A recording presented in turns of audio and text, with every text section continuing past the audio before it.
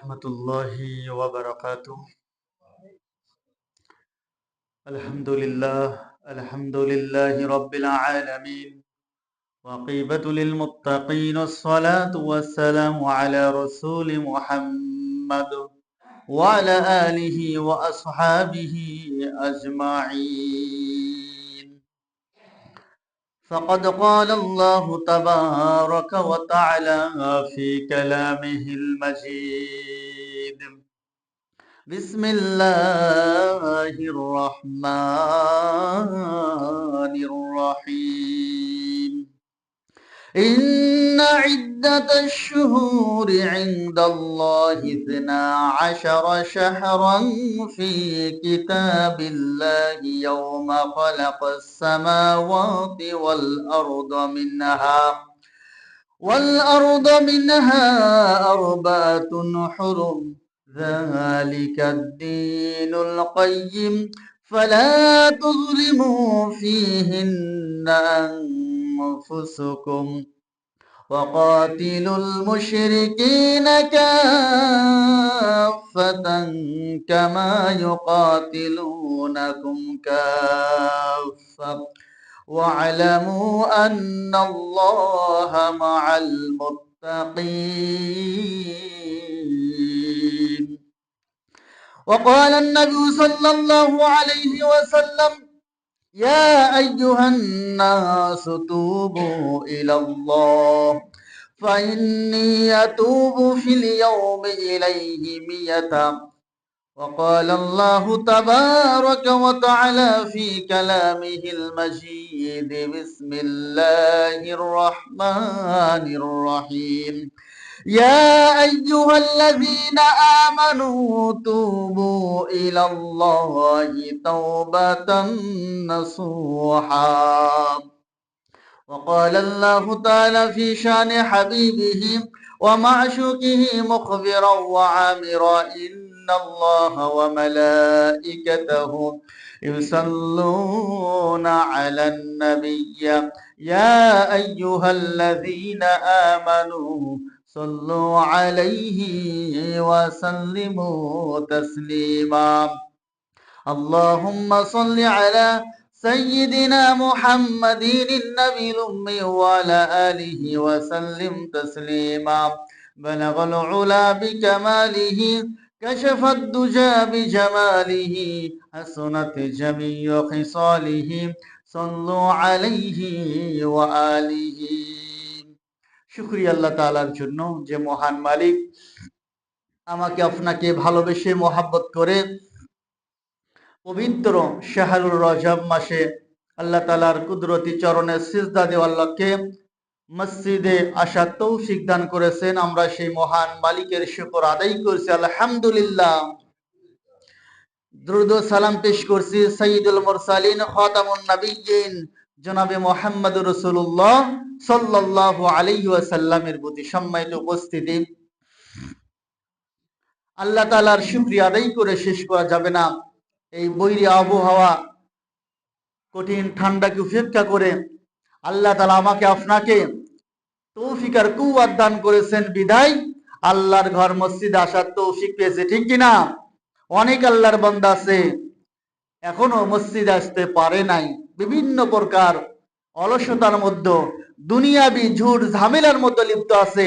তাদের কপালে মসজিদে আসা কি সুযোগ হয় না। আল্লাহ তাআলা তাদের মধ্য থেকে আমাকে আপনাকে বাছাই করেছেন এবং আল্লাহর ঘর মসজিদে নিয়ে এসেছেন। এই জন্য আমরা খুশি না বেজার? খুশি। এই খুশির প্রকাশ হবে আল্লাহ তাআলার শুকরিয়ার মাধ্যমে, ঠিক কিনা? আমরা আবারও অন্তর থেকে শুকরিয়া আদায় করছি, আলহামদুলিল্লাহ। সম্মানিত উপস্থিতি, আমরা যে মাসে অবস্থান করতেছি পবিত্র শাহরুর রজব মাস, আজকে 5 তারিখ। এই রজব মাস যখন আসতো, বিশ্ব নবী জনাবে মুহাম্মদুর রাসূলুল্লাহ সাল্লাল্লাহু আলাইহি ওয়াসাল্লাম আল্লাহর দরবারে বেশি বেশি দোয়া পাঠ করতেন। আমরা সবাই বলি আল্লাহুম্মা বারিক লানা ফি রজব ওয়া শাবান ওয়া বাল্লিগনা রমাদান, আল্লাহুম্মা আমিন।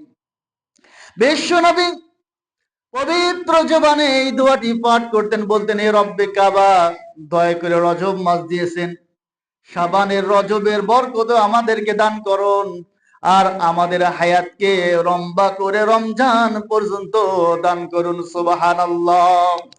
আমরা আল্লাহ তাআলার দরবারে দোয়া করি, রব্বে কাবা, যেহেতু রজবের চাঁদে আমাদেরকে আপনার ঘর মসজিদে নিয়ে এসেছেন আল্লাহ, রজবের পরে শাবান, তারপরেই কোরআন আসতেছে, আল্লাহ তাআলার নিকট সম্মানিত যে মাস শাহরুর রমাদান, ওই রমজান মাস পর্যন্ত আমাদের সবার হায়াতকে আপনি বৃদ্ধি করে দেন, আল্লাহুম্মা আমিন। সম্মানিত উপস্থিতি, আল্লাহ তাআলার হিসাব গণনায় বছরের মাস হলো 12টি। আমরা কয়টি গণি? আমরাও 12টি গণি।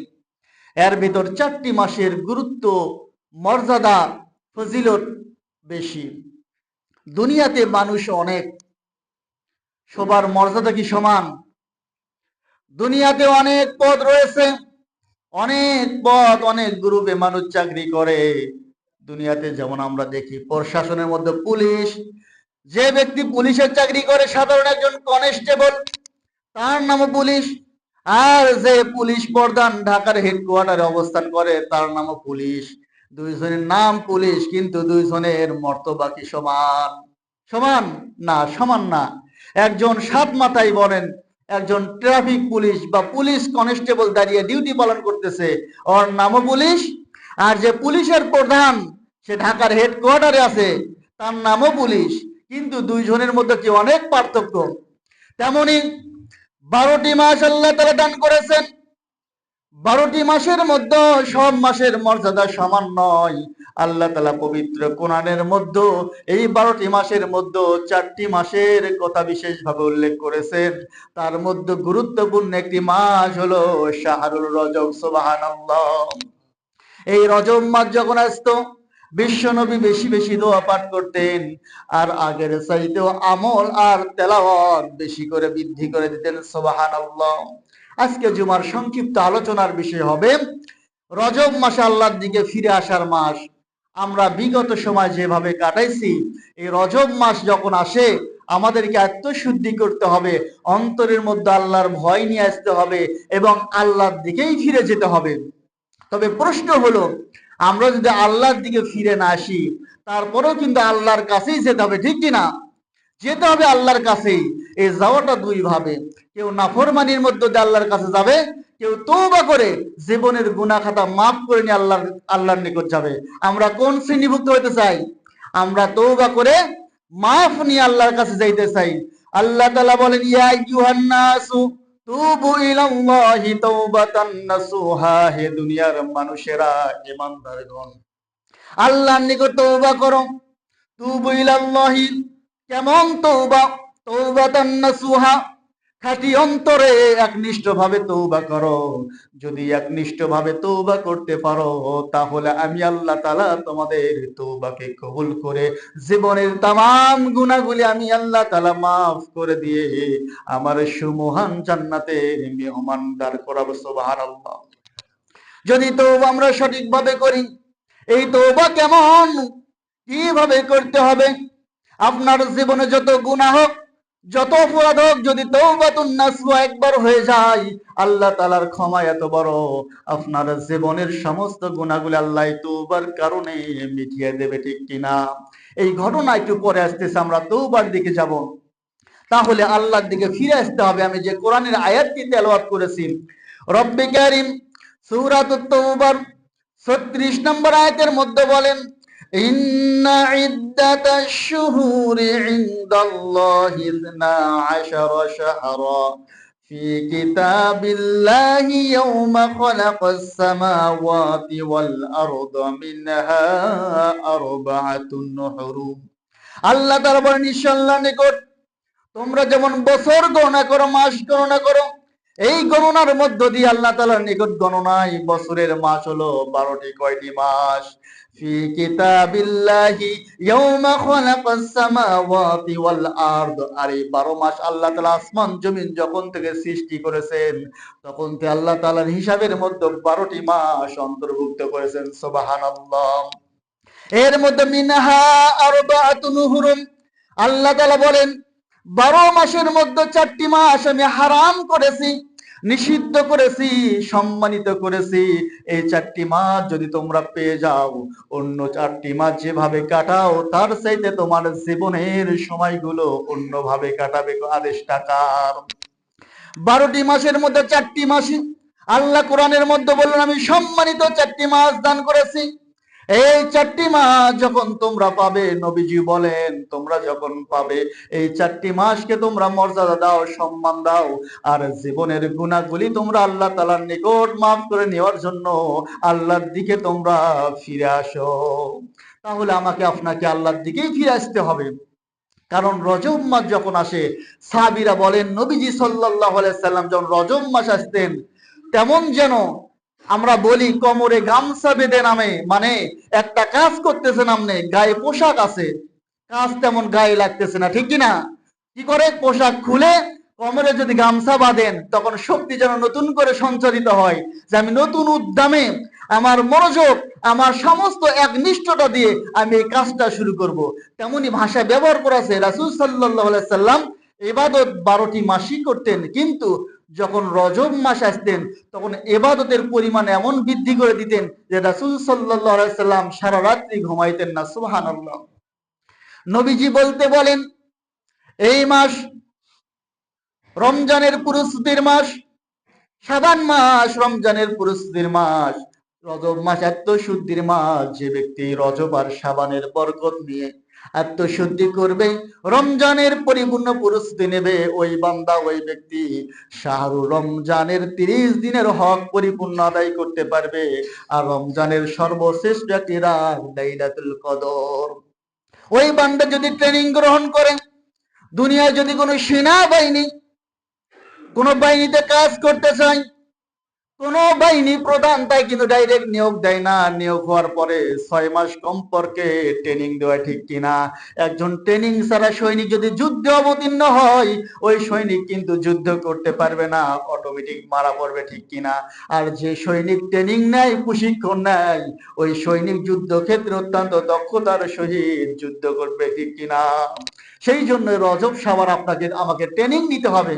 আমি যদি প্রস্তুতি গ্রহণ না করি তাহলে কি যুদ্ধক্ষেত্রে বেশিভাবে কি ভালোভাবে আপনি অবদান রাখতে পারবেন না। রমজান মাস গুরুত্বপূর্ণ একটি মাস। সেই মাসে যদি আপনি আল্লাহর হুকুম, রমজানের রোজা এবং ফরজ থেকে শুরু করে সুন্নাত, নফল সমস্ত আমল সঠিকভাবে পালন করতে চান, তাহলে রজব শাবানেই প্রস্তুতি গ্রহণ করতে হবে। আল্লাহ তাআলা আমাকে আপনাকে এই প্রস্তুতি গ্রহণ করার মতো তৌফিক দান করুন, আল্লাহুম্মা আমিন। আল্লাহ তাআলা বলেন 4টি মাস, শাহরুল হুরুম পবিত্র মাস, নিষিদ্ধ মাস কেন বলা হলো? কাফির মুশরিকরা তদানীন্তন সময় অন্য মাসে যুদ্ধ বিগ্রহ করতো, কিন্তু 4টে মাসে যুদ্ধ করতো না। যদি শত্রুর সাথে দেখা হইতো, কঠিন শত্রু, এই শত্রুর সাথেও তারা যুদ্ধ করতো না, এই হারাম মাসকে সম্মান করতো। তাহলে এখান থেকে আমরা নিতে পারি আমাদের ভিতর শত্রুতা আছে, ঝগড়া বিবাদ করি। যদি আমরা মনে করি এই রজব মাসে এসে আমি যা করেছি আর ঝগড়া করব না, মানুষের ক্ষতি করব না, আল্লাহ তাআলা যেহেতু 4টে মাসকে সম্মানিত করেছেন, আমিও রজব মাসকে সম্মান করে আমার জীবনের গুনাহগুলি মিটাইয়া নিয়ে আমি আল্লাহর দিকে ফিরে যেতে চাই, তাহলে আল্লাহ তাআলা অবশ্যই সেই বান্দাকে তার রহমতের কোলে উঠাই নেবে, ঠিক কিনা? 4টে মাস আমরা একটু মুখস্থ করি। শাহরুল হুরুম হলো, এক নম্বর জিলকদ, বলি আমার সাথে বলেন, জিলকদ, জিলহাজ, মুহররম, আর যে মাস চলতেছে এটা হলো রজব। এই 4 মাসকে আল্লাহ তাআলা আরবাতুন হুরুম বলেছেন। হারাম মানে নিষিদ্ধ। এই নিষিদ্ধ মানে কি? এই নিষিদ্ধ মানে অন্য নিষিদ্ধের মতো অর্থ প্রকাশ করে না। এই হারাম মানে সম্মানিত মাস। সুবহানাল্লাহ। আল্লাহ তাআলা এই পরিভাষাটি ব্যবহার করেছেন। অনেক ক্ষেত্রে আছে হারাম মানে নিষিদ্ধটা করাই যাবে না, কিন্তু এই হারাম ব্যবহার করা হয়েছে এই 4টি মাসের ক্ষেত্রে, মানে এই 4টি মাসকে আল্লাহ তাআলা আলাদাভাবে সম্মানিত করেছেন। সুবহানাল্লাহ। আল্লাহ তাআলা বলেন যালিকাদ দীনুল কাইয়্যিম, এটাই হলো প্রতিষ্ঠিত দিন, এটাই হলো আল্লাহ তাআলার পক্ষ থেকে বিধান। ফালা তুযলিমু ফীহিন্না আনফুসাকুম, আল্লাহ তাআলা বলেন অতএব তোমরা ফালা তুযলিমু ফীহিন্না আনফুসাকুম, তোমাদের অন্তরের উপর, নফসের উপর, নিজেদের উপর তোমরা জুলুম করো না। যদি তোমরা জুলুম করো তোমাদের আত্মশুদ্ধি হবে না, আল্লাহর দিকে ফিরে যাওয়া হবে না। এখানে একটা প্রসঙ্গ এসেই যায়। আল্লাহ তাআলা বলেন ফালা তুজলিমু ফিহিন্না আনফুসাকুম, তোমাদের নিজেদের উপর, নফসের উপর তোমরা জুলুম করো না। তার মানে কি, অন্যায় নিষিদ্ধ কাজের দিকে তোমরা যাইও না। আমাদের সমাজে অন্যায় নিষিদ্ধ কাজ কম না বেশি? অনেক বেশি। আত্মশুদ্ধি যদি করতে চান তাহলে নিষিদ্ধ কাজ থেকে, অবৈধ কাজ থেকে, বিজাতীয় কালচার থেকে আপনাকে আমাকে ফিরে আসতেই হবে। যে কথা না বললেই নয়, যেহেতু আয়াতের ভেতর ফালা তুজলিমু ফিহিন্না আনফুসাকুম, তোমাদের নফসের উপর, নিজেদের উপর জুলুম করো না। আমাদের সামনে একটা দিবস আসতেছে, যেটাকে নাম দিয়েছে 31st নাইট। বছর শেষ হচ্ছে, পুরাতন বছর চলে যাবে, নতুন বছর আসবে। আলহামদুলিল্লাহ বলি, এটা ভালো যে একটি বছর আমার জীবনটা চলে গেল, নতুন বছর পাবো।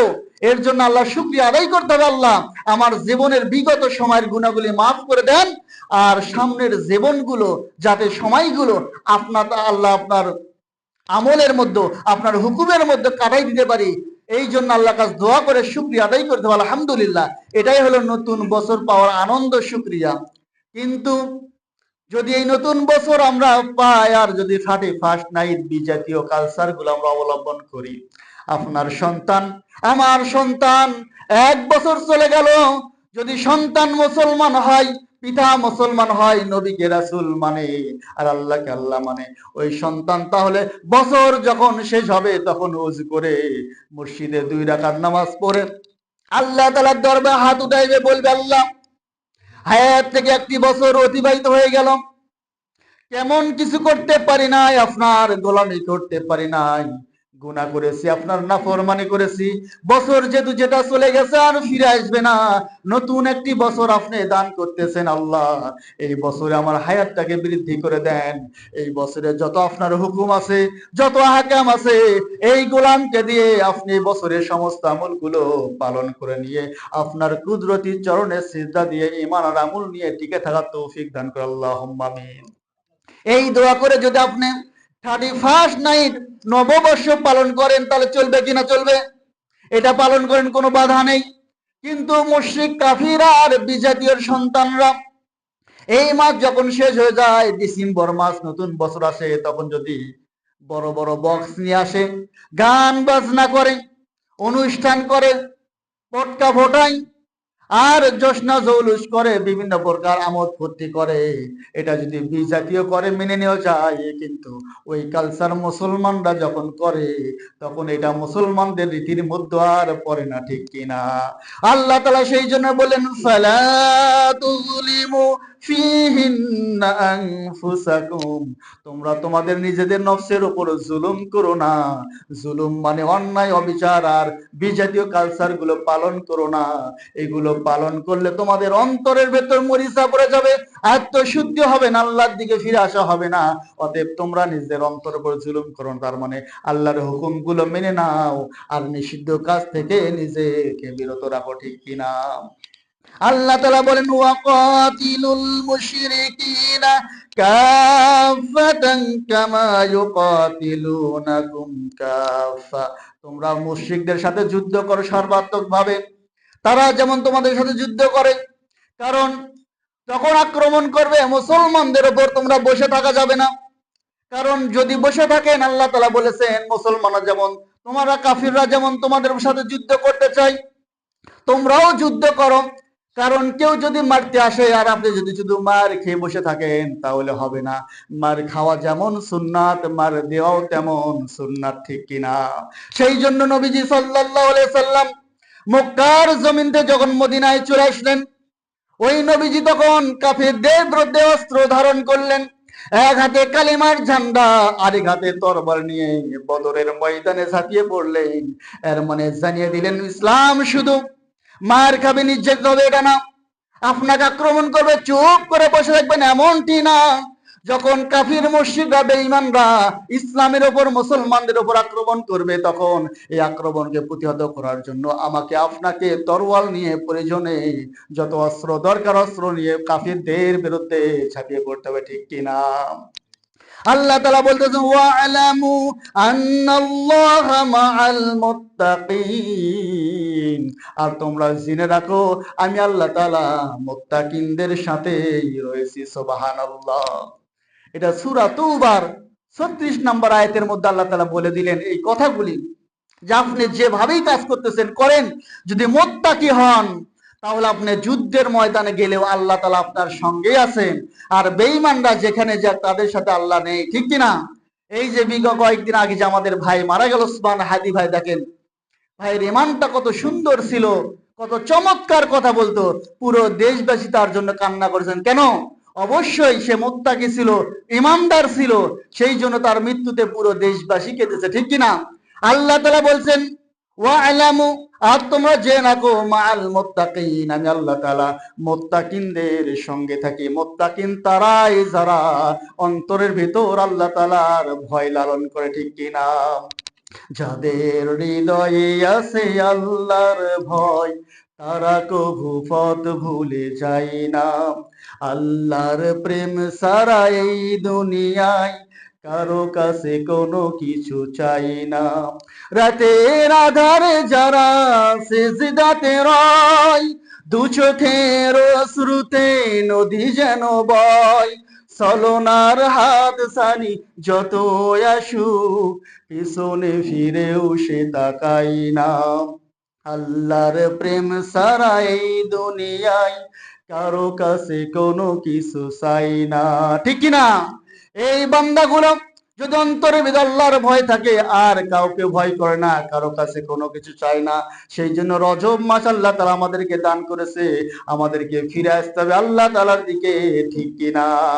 বিশ্ব নবী সাল্লাল্লাহু আলাইহি সাল্লাম আরেকটি হাদিসের মধ্যে বলেছেন, নবীজি বলেন, হে মানুষেরা, তোমরা তওবা করো, বেশি বেশি তওবা করো, আল্লাহ তাআলার দিকে ফিরে আসো, কারণ আমি নবীজি সাল্লাল্লাহু আলাইহি সাল্লাম দিনে 70 থেকে 100 বার আল্লাহ তাআলার নিকট তওবা করি। সুবহানাল্লাহ। নবী যদি তওবা করে, আল্লাহর দিকে ফিরে যাওয়ার জন্য প্রস্তুতি গ্রহণ করে, উম্মত হিসেবে আমার আপনার তওবা করার দরকার আছে কিনা? কথা বলি, তওবা করতে হবে। একটি ঘটনা বলে শেষ করে দেব, যেহেতু সময় শেষের দিকে। তওবাতুন নাসুহা যে কথা বলছি, খাঁটি অন্তরে যদি তওবা করেন, যে ঘটনা আপনারা জানেন, একটা মহিলাটা ছিল পাপী, অনেক গুনাহ করেছে, আল্লাহর হুকুম মানে না। এই মহিলাটি রাস্তা দিয়ে হাঁটতে হাঁটতে দেখে একটা কুকুর, তৃষ্ণার্ত কুকুরের জীবন বের হয়ে যাবে পানি পান করার জন্য, কুকুরটি কাতর। এই মহিলার অন্তরের ভেতর মানবতা আসে, দয়া আসে, আর অন্তরের ভেতর পরিবর্তন হয়। এই মহিলাটি পানি সংগ্রহ করে এই মৃতপ্রায় কুকুরকে পানি দান করে। সুবহানাল্লাহ। পানি পান করানোর পরে কুকুরটি জীবিত হয়, মানে প্রাণ ফিরে পায়। আল্লাহ তাআলার কাছে এই আমলটা এত পছন্দনীয় হয়ে যায়, নবীজি বলেন আল্লাহ তাআলা এই গুনাহগার মহিলাটিকে এই একটি আমলের জন্য আর খাঁটি দিলে তওবা করার জন্য আল্লাহ তাআলা মাফ করে দিয়েছেন। সুবহানাল্লাহ। সেই জন্য আমল করতে হবে তওবাতুন নাসুহা। ওই আমলটা এমন ভাবে খাঁটি দিলে, অন্তর থেকে আল্লাহর কাছে মাফ চেয়ে একনিষ্ঠ দিলে কাজ করতে হবে। আল্লাহর কাছে যদি এই কাজটা পছন্দনীয় হয়ে যায়, আপনার জীবনে হাজার গুনাহ থাক, লক্ষ গুনাহ থাক, আল্লাহ তাআলা এই পছন্দনীয় একটা আমলের কারণে আপনার গুনাহ মাফ করে দেবে।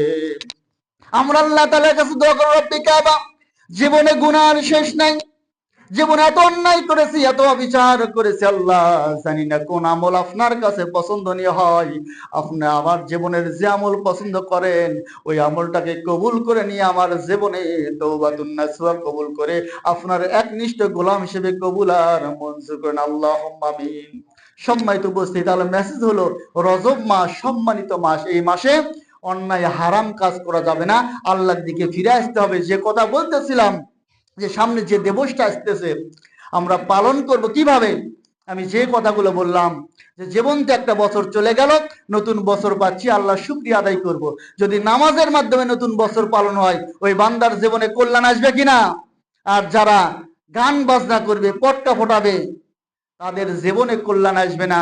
বিগত জীবনটা বছরটাও ছিল অন্যায়ের মধ্যে, নতুন বছরও শুরু করলো অন্যায় দিয়ে। নাউজুবিল্লাহ। আল্লাহ তাআলা আমাদেরকে এই অন্যায় থেকে, অবিচার থেকে, বিজাতীয় কালচার থেকে বিরত থেকে আল্লাহ তাআলার শুকরিয়া আদায় করার মাধ্যমে নতুন বছর শুরু করার তৌফিক দান আল্লাহুম্মা আমিন। আল্লাহ তাআলার এই 4টি মাসকে, আল্লাহ তাআলার 4টি মাসকে সম্মানিত করে, মানে সম্মান বজায় রেখে আমল করে আল্লাহর দিকে ফিরে যাওয়ার জন্য তৌফিক দান আল্লাহুম্মা আমিন।